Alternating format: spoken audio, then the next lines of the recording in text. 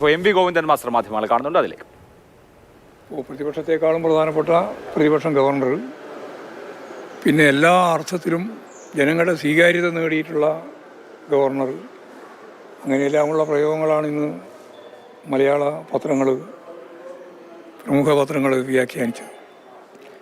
അതിൻ്റെ പ്രധാനപ്പെട്ട കാരണം ഗവൺമെൻറ്റുമായിട്ട് തെറ്റുന്നു, ഗവൺമെൻറ്റിൻ്റെ നിലപാടുകൾക്ക് എതിരായി സംഘപരിവാർ അജണ്ട നടപ്പിലാക്കുന്നതാണ് അവരെ സംബന്ധിച്ചിടത്തോളം പ്രധാനപ്പെട്ട വീരേതിഹാസം രചിച്ച ഗവർണറാക്കി മാറ്റിയത്. ഇത് അങ്ങേയറ്റത്തെ ജനവിരുദ്ധമായ സമീപനമാണ്. കാരണം ഗവർണർ ഭരണഘടനാപരമായിട്ടാണ് പ്രവർത്തിക്കേണ്ടത്, കമ്മ്യൂണിസ്റ്റോ കോൺഗ്രസോ നോക്കിയിട്ടല്ല. ഭരണഘടനാപരമായ രീതിയിൽ പ്രവർത്തിക്കുന്നതിന് പകരം ഭരണഘടനാ വിരുദ്ധമായ നിലപാടുകളാണ് ഗവർണർ സ്വീകരിച്ചത്.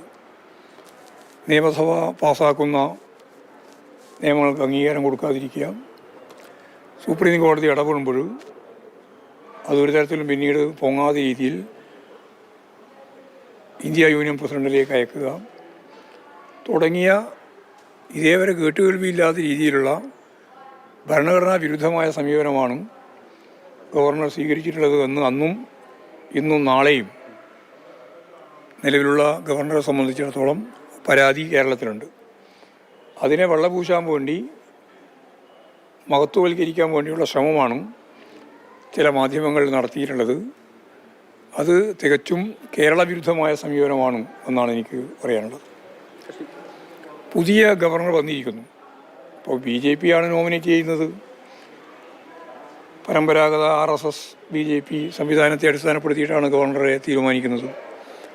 അതുകൊണ്ട് വരുന്ന ഒരു ഗവർണറെ പറ്റി മുൻകൂട്ടി അദ്ദേഹം ഇങ്ങനെയായിരിക്കും അങ്ങനെയായിരിക്കും എന്നൊന്നും പറയാൻ ഞാൻ ഉദ്ദേശിക്കുന്നില്ല.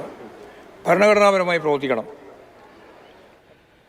ഭരണഘടനാപരമായി ഗവർണർമാർ പ്രവർത്തിക്കണം. അങ്ങനെ വലിയ പ്രകീർത്തിക്കലൊന്നും വേണ്ട ആരിഫ് മുഹമ്മദ് ഖാന്റെ കാര്യത്തിൽ. കാരണം ഭരണഘടനാപരമായല്ല, ഗവർണർ അധികാര പരിധിയിൽ നിന്നല്ല പ്രവർത്തിച്ചത് എന്ന വിമർശനം തന്നെയാണ്. പുതിയ ഗവർണർ എങ്ങനെയാവും എന്നുള്ളത് നമുക്ക് കാത്തിരുന്ന് കാണാം.